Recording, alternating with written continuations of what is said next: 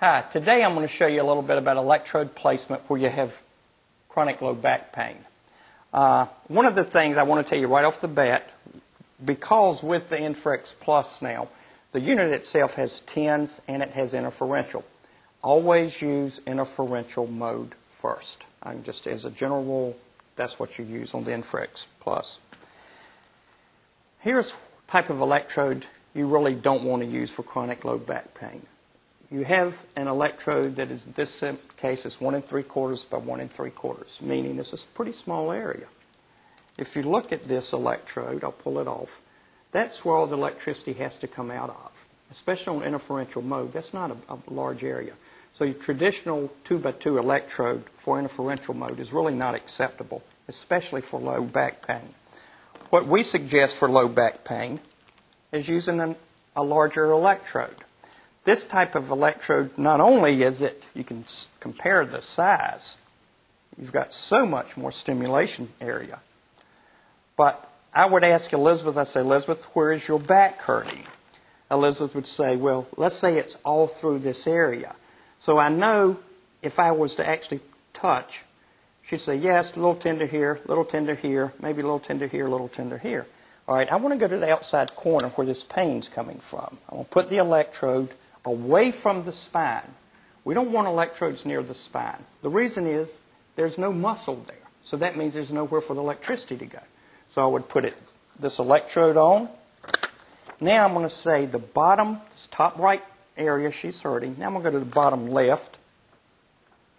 I would take the other electrode. I would put it down here and out to where her pain is being felt. Put it there. Now, when I plug my unit in, and I have my 2 cables, I'd plug one into here, boom, and I would plug the other one into here, boom.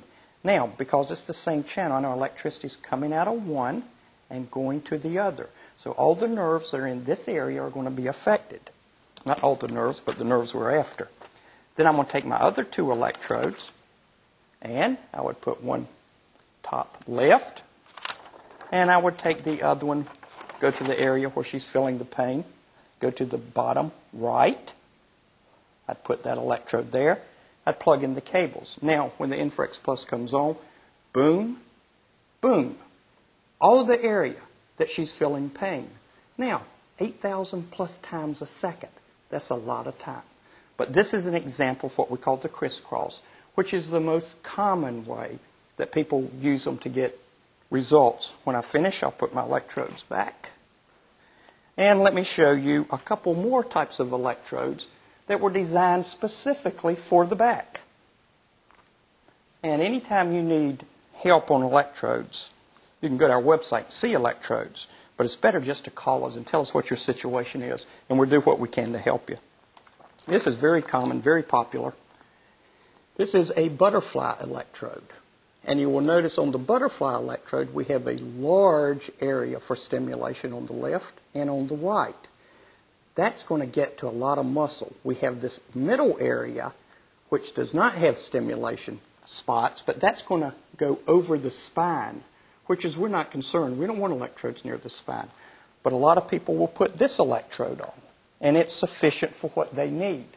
Now, it is not uncommon for a patient starting off with back pain to eventually develop a sciatica pain. That is not uncommon. And this generally is because the patient guards against the pain here. They change their posturing.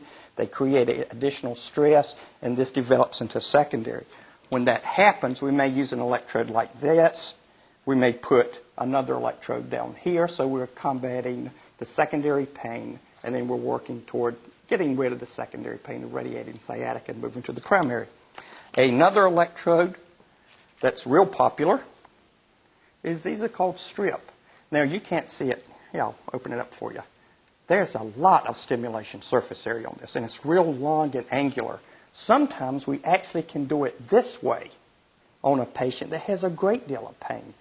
Most of the time it's done in this manner, or we can actually cut it and have long strip electrodes.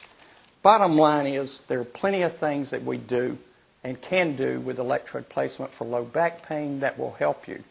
And My wife, the model, the physical therapist, Elizabeth, do you have anything to say about the demonstration before we finish? Just that if you're going to continue to use me as a model, I'd like you to pay for a personal trainer. Oh, okay. Thanks. See you later.